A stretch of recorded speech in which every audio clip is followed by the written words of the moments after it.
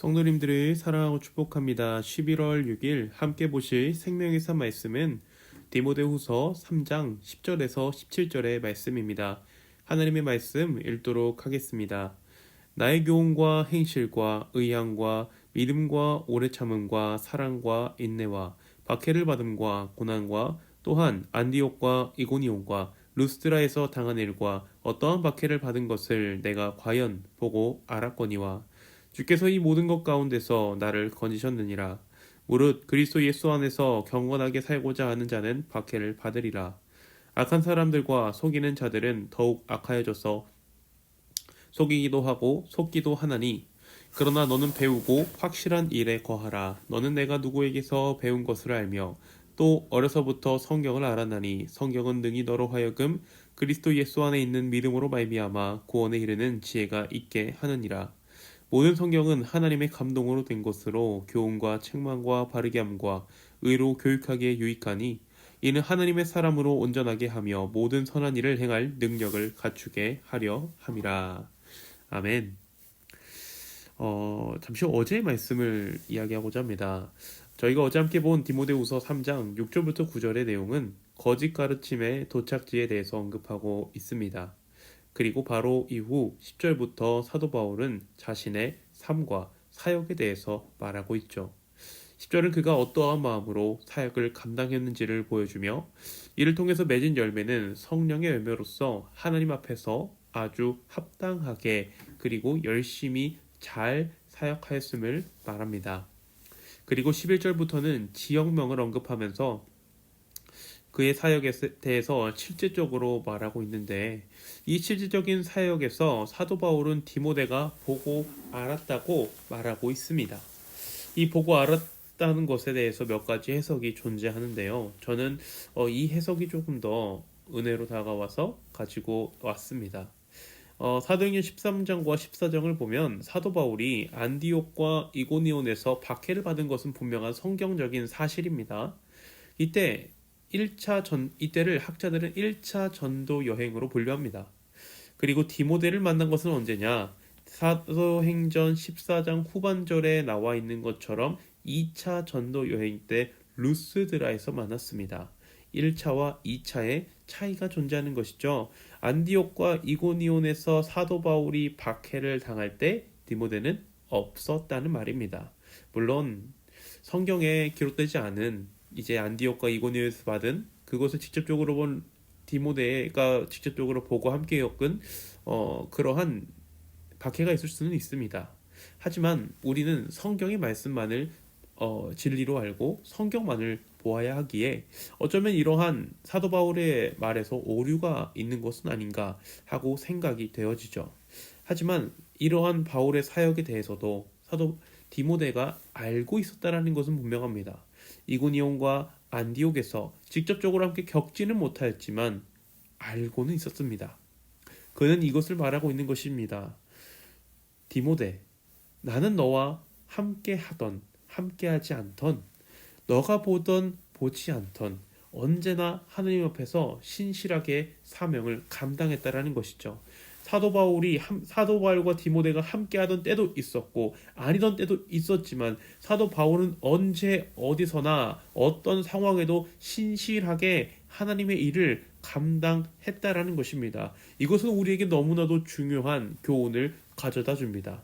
누가 보던 보지 않던 언제나 어디서나 신실한 그리스도인으로 살아가고 계십니까?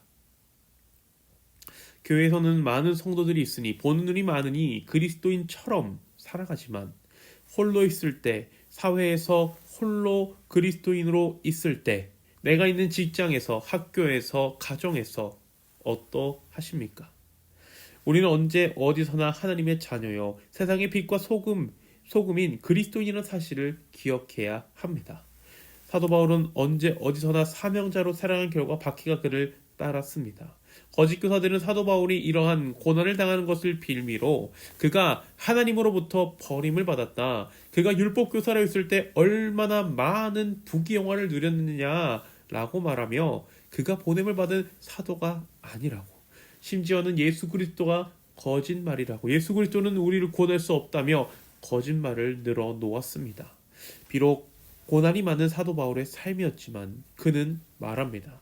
이러한 복음을 전한 삶 속에서 고난을 받았지만 하나님께서 건지는 삶이었다라고 말이죠.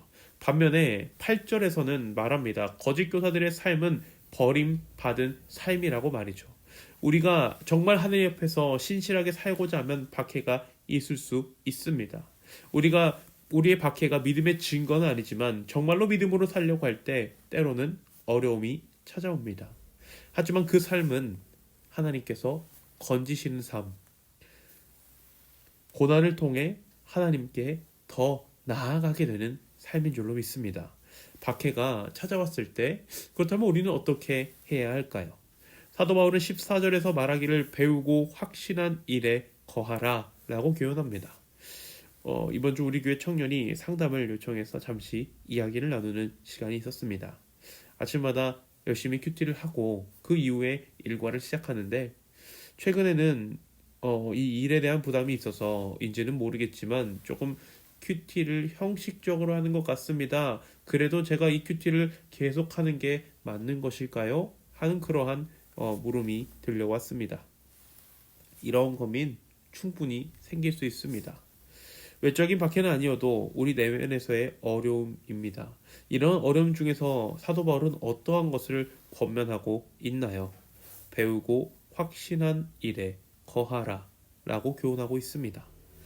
만약 형식적으로 하는 것 같으니 포기한다면 그 신앙은 회복될 수 있을까요? 더욱더 쉬면으로 가라앉을 뿐 믿음이 도약할 수 없습니다. 하나님께서는 우리를 말씀으로 인도하시기 때문입니다. 외부적, 내부적 그러한 어려움이 찾아올 때 우리는 더욱더 주님의 말씀을 붙잡아야 합니다. 특별히 이 말씀은 디모데를 대상으로 한 말입니다. 15절과 같이 디모데는 어려서부터 성경을 알았습니다. 이스라엘은 모계사회로서 어머니의 신앙을 따라갔죠. 그리고 먼저 할머니와 어머니가 예수님을 믿게 되었고 어머니로부터 이어지는 기독신앙을 물려받아 기독교 신앙으로 자리잡게 되었습니다. 이런 관점에서 본다면 성경에 등장하는 최초의 기독교 다음 세대가 바로 디모데라는 것을 볼 수 있습니다. 다음 세대인 디모데에게 사도 바울은 권면합니다. 너는 배우고 확실한 일에 거하라. 이는 그가 어려서부터 배운 하나님의 말씀을 말하며 하나님의 말씀은 우리로 구원에 이르는 지혜의 말씀입니다. 성경은 사람의 말이 아니며 하나님의 영에 감동된 사람들이 작성한 교훈과 책망과 바르게 함과 의로 교육하기에 유익한 말씀입니다. 우린 이러한 하나님의 말씀으로 우리가 배우기를 힘써야 합니다. 왜냐하면 17절의 말씀처럼 하나님의 사람으로 온전하게 하며 모든 선한 일을 행할 능력을 갖추게 하기 때문입니다. 앞에서 언급한 것처럼 우리는 교회에서만 그리스도인으로 살아서는 안 됩니다. 직장에서도 학교에서도 가정에서도 우리는 그리스도인으로 살아가야 합니다.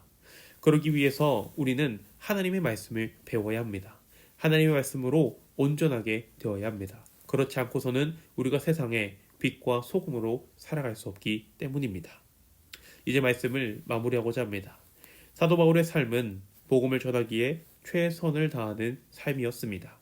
하지만 거짓 교사들은 그가 복음을 전하다 박해를 받고 고난에 처하는 것을 보고 비난했습니다. 그가 전한 예수 그리스도도 거짓말이라고 복음을 부인했습니다.